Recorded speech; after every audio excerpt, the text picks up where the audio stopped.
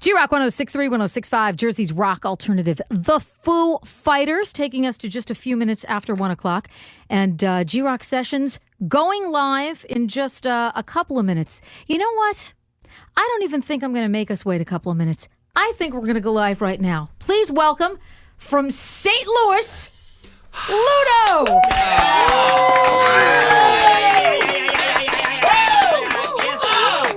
To the G-Rock Studios. G-Rock Sessions, by the way, powered by Bud Light, keeps it coming. You know, I'm getting a vibe that this is going to be a very fun session. You ask me why? Let me give you the pregame show, okay? So the listeners come in, our winners, our contest winners. They tell me they're the band. So I'm thinking, these are not the guys I saw in Kimmel. This is not the dude that's like the star of the video. Shenanigans. So I bring him in anyway. And they don't have any instruments, but, you know, it's sort of fool the DJ, see how silly she can be. Ballyhoo. And sure enough, it's not the band. Band follows closely behind a big box of what looks like swag. So I look, there's toothbrushes and there's kazoos in there. And the band says, oh, yes, it's part of the acoustic session that we're going to do. We're going to give everybody a toothbrush and a kazoo. That's how we roll. No one ever told us different, all right? So tell me a little bit about, first of all, I want you to introduce yourself. Andrew, I feel like I know you. I feel like we've always known each other. Andrew Volpe. Yes, ma'am. Vocals and guitar. We've got some Tims in here, so give me a little Tim who, Tim what? I am one Tim, and I play today I'll be playing a glockenspiel. That's actually. amazing. That is so nice. It's not. There's nothing amazing about it. It's really dorky. But you know what? We've never had one of those in the G-Rock Studios. Yours is blue. That's because it's not rock at all. Yeah, it's pathetic, really. By the time this is over, you guys are gonna wish that the contest winners were actually playing the song. No, we are. I don't think so. You're gonna wish that they kept that up. So where's my other Tim? I'm the other Tim. And Marshall is here? Yes, hello, I'm Marshall. And Matt is over. Is that you in the corner me. there, Matt? All right. That's me. You know what I've noticed about the band? Well, first of all, let me just rewind a little bit. I've noticed a lot of recent visitors to G-Rock Sessions. We have a lot of bands in here, Mute Math, and we had Mike Doty in last week. A lot of these folks are people that are now sort of starting their own labels, getting their careers on track first, doing the whole thing kind of themselves. You guys sort of did something like that, too, with Red Bird Records, correct? Mm-hmm. Yes.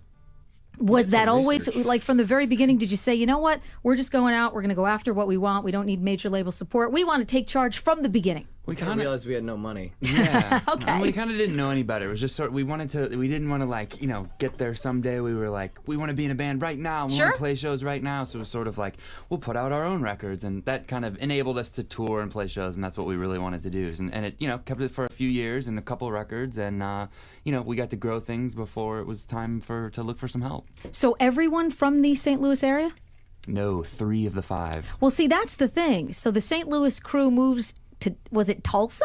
Yeah. So who decides to wake up one day and say, you know what, we're going to be musicians, we're going to Tulsa? Well, actually, It wasn't really a decision. It was more like a thing after college. I moved down there to work on booking some bands and things. Really? Down there, and then that fell through right as Andrew was getting out of school. And so it kind of became a place where we could go and practice and start playing around town and not have to deal with family or friends or anybody. We could just write and play and not talk to anybody. Basically, it stripped away everything in our lives, significant others and work and school and Wow. family and friends, and just went somewhere, lived in a $300 a month, 900 square foot piece of crap Death hole. in downtown Tulsa, Oklahoma, where we knew no one, and just said every day we have, we feel like crap every day. We have to wake up and we have to climb out of the hole by making music. So Nice. Clapton did his best work in Tulsa. That's true. That's very true. LUDO and Clapton. Prolific. You just said that. So you meet up with, now every band wants to meet an Andrew. I'm not like blowing smoke or anything, but he's a character. He's like the front man guy. The guy that is lacking in music. I think it's simply by proximity. So you meet Andrew for the first time, anyone, and your first impression of him is? Is that guy going to be okay? I was in a bit of a K-hole when I met Tim. That's true. Not a real K, not really ketamine, but just, metaphorically. I don't think Andrew got out of bed to say hi when I first met him. Actually. Okay. I was at a low point. But you're at a high point now. I mean, yeah. You got to know where the bottom is before you can push off and go to the top. Well, did you ever Lest you think drown this in the is middle. like the third kind of record for you guys? Did you ever think You're Awful, I Love You'd catch on so fast? Because it really has caught on very fast. we've been just really excited by the way people have responded. Do you to realize it? Because Yeah. sometimes when you're sort of in it, but you're playing shows and you're doing all these other things, you don't really realize it until like after the fact. I mean, do you realize it? What Well, a big we're very radio active hit you guys online have? as well, and on our MySpace and stuff like that, and just the emails we get, and we try to respond to everybody, and we can tell a huge difference in terms of just people, just coming on and being very complimentary and saying they're into the music, which is very exciting. Yeah, no doubt. And I'm glad you're enjoying it and not sort of missing it and after the fact going, wait a minute, that was cool. Too bad we missed that. You know what? So you guys are all set up and ready to go. Let's play tune number 1. It is Ludo on G-Rock Sessions, powered